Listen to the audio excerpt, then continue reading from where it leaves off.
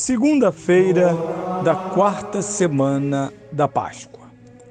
Eu sou o Padre Pedro Paulo e começamos agora mais um programa, a Bíblia no Mundo de Hoje. Salve Maria, aleluia! Não podemos nos esquecer ou deixar passar que o mês de maio nos dá o privilégio de unir o fundamento às suas consequências. A fé fundada na revelação, que é Jesus Cristo, enquanto a devoção supõe este aspecto tão belo, tão importante do afeto.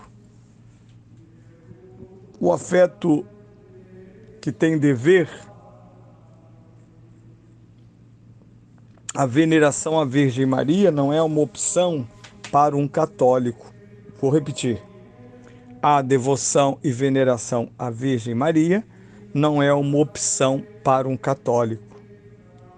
Quando ouço e penso que milhares e milhares de católicos perderam ou nunca adquiriram uma verdadeira devoção à Virgem, é deveras lastimável, sobretudo com os bem-intencionados intentos de ecumenismo, de aproximação e etc., bem-intencionados muitas vezes, mas que podem e têm trazido equívocos.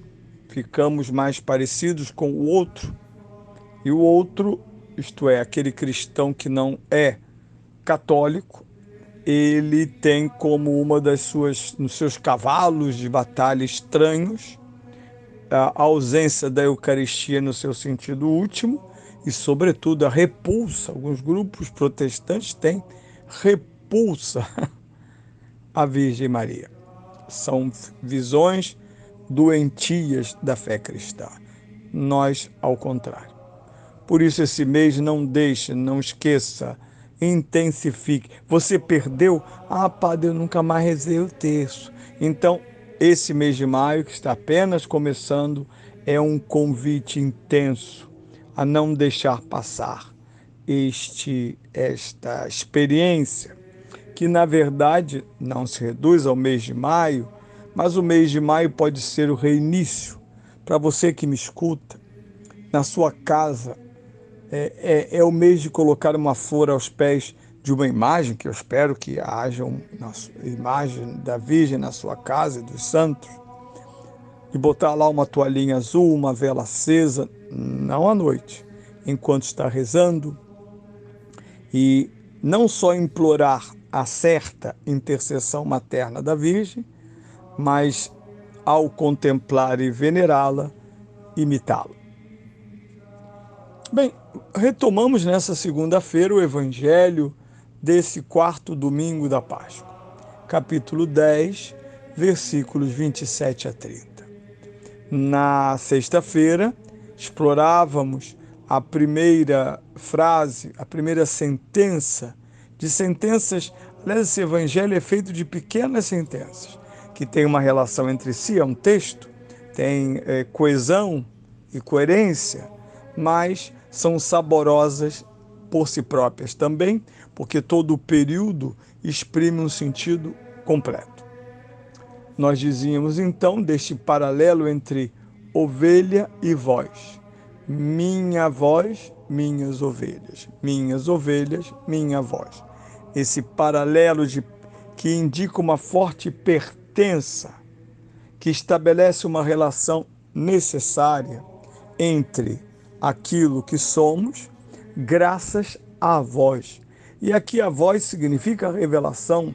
Nós não somos ovelhas de um rebanho que se autodetermina. Cuidado. Os católicos vivem sob a pressão de uma sociedade que, desde Kant, uma sociedade iluminista, ateia, funciona com algo que é um valor em relação aos homens.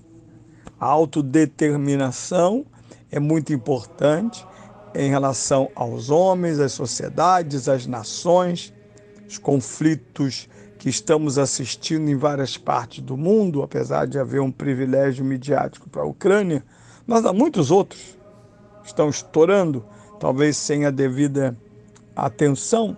Eles muitas vezes são reflexões ou reflexos da autodeterminação de um povo. Lembre-se que esse atual presidente reeleito da França, este senhor, insistiu em tribunas mundiais de que a Amazônia deveria ser tutelada pela Europa, pelos Estados Unidos, sei lá por quem, menos pelo Brasil. E a resposta firme deste governo tem sido autodeterminação. Muito bem. A segunda sentença é: eu conheço as minhas ovelhas e elas seguem-me. Olha que interessante.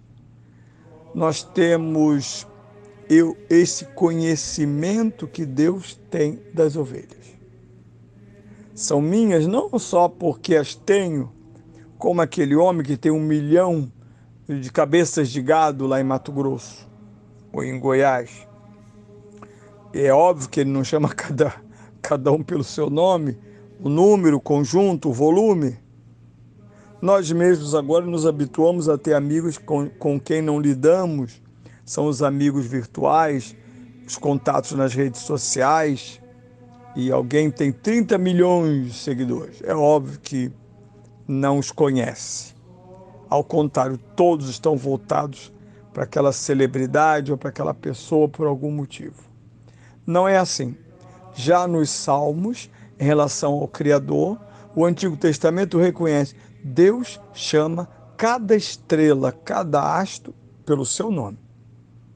E nós também vemos esse tema do conhecimento de Cristo em relação a nós, nos capítulos 2 e 3 do livro do Apocalipse. As 7 cartas às igrejas, que tem uma estrutura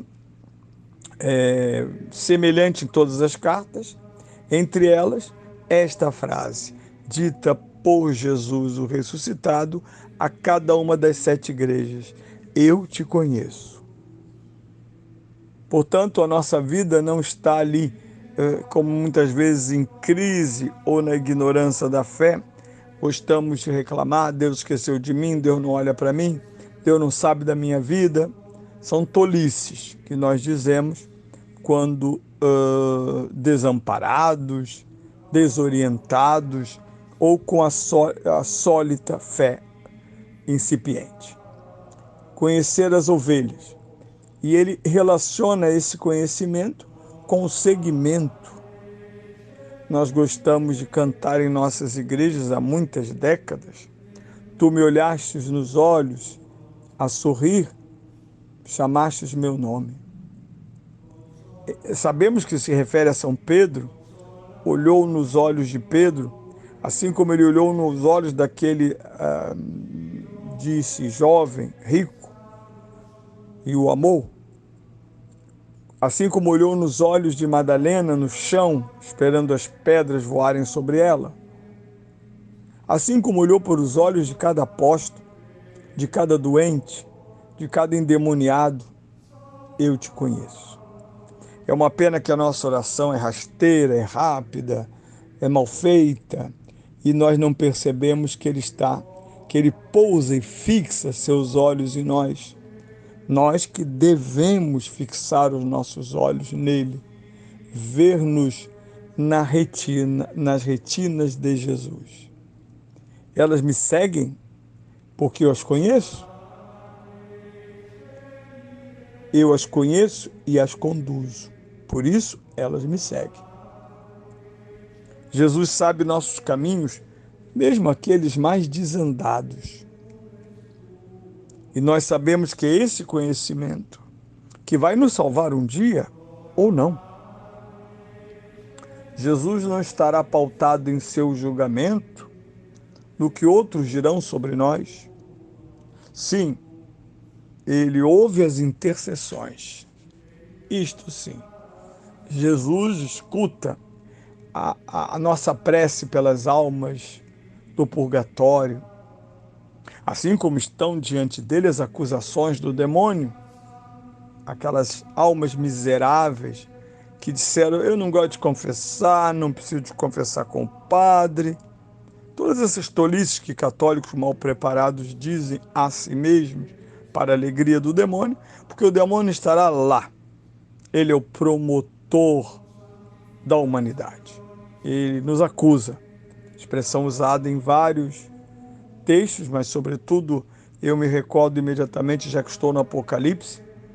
O Apocalipse diz isso: o acusador de nossos irmãos, aquele que nos acusava dia e noite diante do trono. Esse é o papel. Mas nós nos livramos dele com a nosso arrependimento, confissão e penitência. Seguir Cristo, porque a sua voz está no coração, na alma e na inteligência. Seguir Cristo, porque nós confiamos em alguém que nos conhece.